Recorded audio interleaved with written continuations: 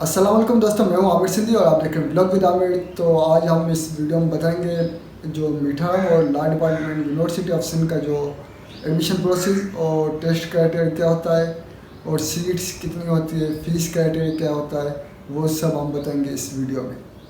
तो दोस्तों सबसे पहले जो इस बकरी का जो बैकग्राउंड आ रहा है इसको आप मतलब इग्नोर करें, जो काम की बात है उस पर ध्यान दें।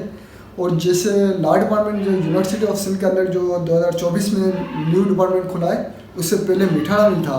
अब मीठाराम जो हैदराबाद के अंदर है और लॉ डिपार्टमेंट जो जमशेद यूनिवर्सिटी के अंदर है। और सबसे पहले हमें एडमिशन लेने के लिए यूनिवर्सिटी ऑफ सिंध का जो फॉर्म होता है वो फिल करना पड़ता है। उसके बाद इसका जो स्कोर होता है वो स्कोर क्राइटेरिया क्या होता है। जो स्कोर क्राइटेरिया होता है वो 60% 60% लेट का लेते हैं, 30% फर्स्ट इंटर की मार्क्स लेते हैं और उसके बाद जो 10% बचता है वो लेते हैं मैट्रिक की मार्क्स का। तो दोस्तों सबसे पहले यही सवाल आता है कि एडमिशन कब होती है। जो सितंबर के लास्ट में जो एडमिशन फॉर्म होता है और जो एडमिशन टेस्ट होती है वो अक्टूबर में होती है। और सबसे पहले जो मज़े की बात होती है, जो लॉ डिपार्टमेंट में जो अप्लाई सिर्फ लॉ के लिए अप्लाई करते हैं वो अपना लेट कार्ड जमा करेंगे। उसके बाद वो टेस्ट दें या ना दें कोई फ़र्क नहीं पड़ता है, क्योंकि उनकी जो सिलेक्शन जो टेस्ट का जो स्कोर होगा वो लेट कार्ड होगा। ठीक है।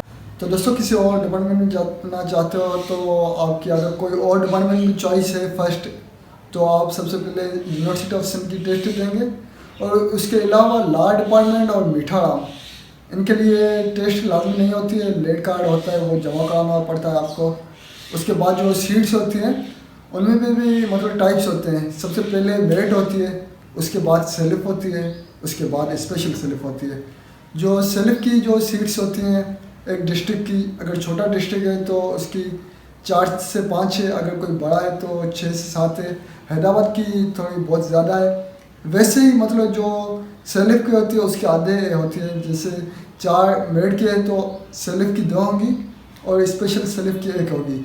उसके अलावा कोटा सिस्टम भी होता है, जैसे sports quota, girls quota, disable quota, employ Kota.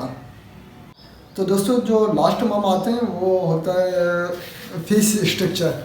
जो फीस स्ट्रक्चर होता है वो मेरिट का अलग होता है, सेलिफ का अलग होता है, स्पेशल सेलिफ का अलग होता है। सबसे पहले जो मेरिट की लिस्ट आती है तो मेरिट की फ़ीस जो लास्ट टाइम थी, लास्ट बैच की थी, वो 55,000 थी। अब जो होगी 60,000 पर सेमेस्टर। और उसके बाद जो स्पेशल सेलिफ की या सेलिफ की लास्ट टाइम थी 130, अब होगी 140 या 135 होगी। उसके बाद आती है स्पेशल सेलिफ जो 170 थी, अब होगी 180 तक, यही होगी। उसके बाद जो कोटा वगैरह, जो कोटा पे स्पोर्ट्स कोटा पे या डॉटर कोटा पे, गर्ल्स कोटा, जो भी सन कोटा जो भी होते हैं उनकी जो फ़ीस होती है वो मेरिट की फ़ीस होती है। तो दोस्तों ये जो क्राइटेरिया था ये मीठाराम का भी सेम है। और जो अभी ये जो सीट्स बताई ये मीठाराम का क्राइटेरिया ऐसा होगा, जो लॉ डिपार्टमेंट के लिए अप्लाई करेगा उसका भी यही होगा। Thank you so much. Please like and subscribe blog with Aamir.